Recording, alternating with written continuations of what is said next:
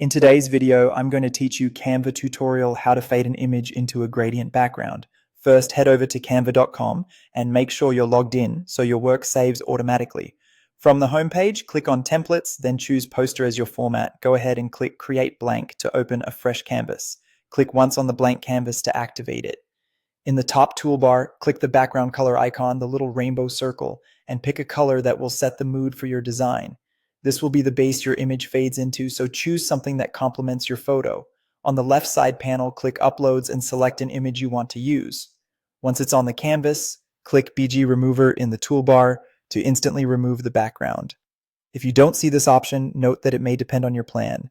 With the subject isolated, resize the photo by dragging a corner handle so it sits where you'd like the fade to happen.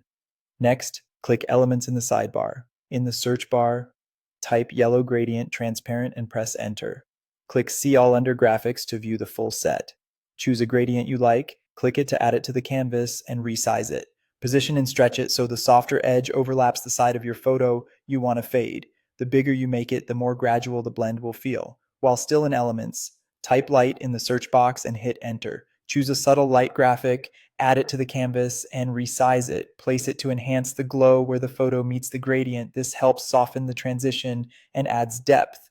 Now click Uploads again and choose another photo you want in the composition. Click BG Remover to isolate it and resize by dragging a corner. Position it so it works with your first image and the gradient background, keeping the focus where you want the viewer's eye to go. Finally, go back to Elements and search Yellow Gradient Transparent again, then press Enter. Pick another gradient, add it, and resize it to extend or reinforce the fade effect around your second photo. Each new element appears on top, so use that natural stacking order to keep your subjects visible while the gradients create a smooth blend into the colored background.